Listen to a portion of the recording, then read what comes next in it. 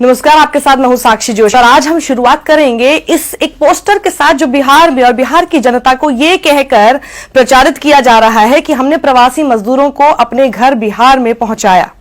तो जब भी पहुंचाया और जब तक पहुंचाया और जितनों को पहुंचाया वो तो इस पोस्टर में जिक्र होगा नहीं, लेकिन इस दौरान जितने प्रवासी मजदूर हमें सड़कों पर दिखाई दिए, जितने दिन तक परेशान रहे, जितने दिन तक उन्हें सुनने वाला कोई नहीं था, जब उनके पास खाने को कुछ नहीं था, इसीलिए शहरों से उन्हें अपने गांव तक लौटना पड़ा।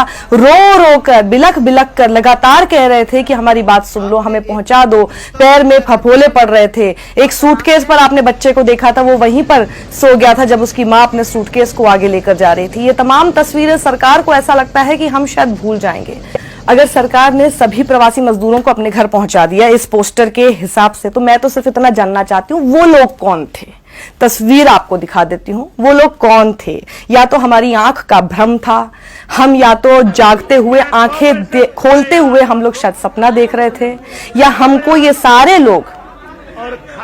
लोग किसी दूसरे देश के ही लोग थे जिनको देखकर हमें लग रहा था कि ये हमारे देश के नागरिक हैं, या फिर ये कोई और ही प्लैनेट से, कोई और ही ग्रह से आए हुए लोग थे जो कि यहाँ पर हमें देखते के साथ ही लगने लगा कि शायद ये भारतीय नागरिक हैं और गरीब हैं।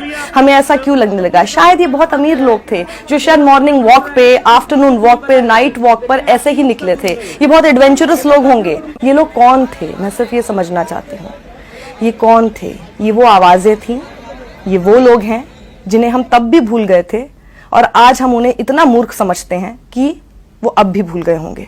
भूल ही जाते हैं। हमारी जो मेमोरी है ना, ये बहुत शॉर्ट लिव्ड होती है। आज हमें कोई चीज बताई जाएगी तो हम मान लेंगे कि हाँ ऐसा जरूर हुआ होगा, लेकिन नहीं, हमें एक एक बात को सही तरीके से, सही डेट्स और सही समय के साथ देखना होगा। क्या हुआ था 24 मार्च को? पूरे देश में लॉकडाउन का जिक्र कर दिया गया, बिना किसी राज्य को बताए, बिना लोगों को बताए, जो जहां था वो वहीं रहना था, ये कहकर कि 21 दिन तक चलने वाला है। लोग खाएंगे क्या, पिएंगे क्या, कैसे रहेंगे, उनका रोजगार क्या होगा, उनके पैसे कहां से आएंगे, इसके बारे में किसी ने नहीं सोचा। इसीलिए अगले दिन 25 मार्च से ही, तारीख है आप देखिएगा, तारीख बहुत इंपॉर्टेंट है आज, 25 मार्च से ही हमें प्रवासी मजदूर सड़कों पर देखना शुरू हो गए। हमने सबसे पहले देखा था, एनडीटीवी के रिपोर्टर ने यह बात दिखाई थी, और उसके बाद 25 मार्च से लेकर 31 मार्च तक यही सिलसिला चलता रहा, और यह सिलसिला चल रहा था। इसीलिए तो मामला सुप्रीम कोर्ट में भी पहुंचा। सुप्रीम कोर्ट में केंद्र सरकार जाकर क्या कहती है पता है आपको? सुप्रीम कोर्ट में केंद्र सरकार जाकर 31 मार्च को कहती है कि प्रवासी मजदूर सड़क पर नहीं है। मतलब आपने और हमने जो देखा वो सब भ्रम था। इस दौरान प्रवासी मजदूर तो सड़क पर थे ही नहीं, तो फिर घर किसको पहुंचाना था? फिर बिहार। जब प्रवासी मजदूर सड़क पर थे ही नहीं, तो किसको पहुंचाने का प्रचार आज किया जा रहा है बिहार में? आपके नाम पर फिर से आप इसे वोट लिया जा रहा है, लेकिन जब आपको जरूरत होती है तो फिर आपको भुला दिया जाता है। याद रखिएगा, 14 अप्रैल को रेलवे ने सारी ट्रेन कैंसिल कर दी। लॉकडाउन 2 की शुरुआत हो गई थी। लॉकडाउन 2 याद है ना आपको? जो पहले कहा गया था कि 21 दिन तक ये लड़ाई रहेगी, लेकिन उसके बाद वो लड़ाई लंबी और खींच दी गई थी, लेकिन बिना इस बारे में सोचे कि लोग करेंगे तो करेंगे क्या, अपने घर जाएंगे तो जाएंगे कैसे। उसके बाद लॉकडाउन 2 कब तक चला था? 3 मई तक। ये दूसरे लॉकडाउन के खत्म होने के समय पर, यानी 1 मई को सरकार ने फिर स्पेशल ट्रेन चलाने की घोषणा की और चलाना शुरू किया। यहां पर भी दिक्कत यह आई कि प्रवासी मजदूरों के लिए ट्रेन चलानी शुरू तो की गई, लेकिन क्या हर प्रवासी मजदूर उस ट्रेन से पहुंच गया? तो पहले तो आप देखिए, 24 मार्च से लेकर 31 मार्च के बीच सरकार मानती ही नहीं है कि प्रवासी मजदूर सड़क पर हैं। उसके बाद वो लॉकडाउन और बढ़ा दिया जाता है, और जब दूसरा लॉकडाउन खत्म होने के कगार पर आता है, ऑलमोस्ट 40 दिन बाद, तब जाकर सरकार प्रवासी मजदूरों के लिए ट्रेन खोलने का सोचती है। जब तक वो 40 दिन तक प्रवासी मजदूर कैसे पहुंचे, उसका जिक्र इस पोस्टर में क्यों नहीं है? ये पोस्टर मैं यहां से हटाऊंगी नहीं, पोस्टर लगातार आपके सामने रहेगा, आप देखते रहिए कि क्या हो रहा है आपके साथ, और आपको पता होना चाहिए। उसके बाद बीजेपी ने यह कहा कि रेलवेज जो है वो 85% आपके टिकट का पैसा पे कर रहे हैं, और साथ ही जो राज्य हैं वो उसका 15% किराया दे रहे हैं। लेकिन 6 मई होते होते यह पता चला कि सरकार के सभी दावे गलत थे और किराया मजदूरों को नहीं दिया गया था। यह भी एक बहुत बड़ी खबर उस वक्त हो गई थी, विवाद हो गया था, जिसमें लगातार केंद्र सरकार राज्य सरकारों के बीच में तनातनी होनी शुरू हो गई थी, खासतौर पर उन राज्य सरकारों के बीच में जहां पर बीजेपी की सरकार नहीं है।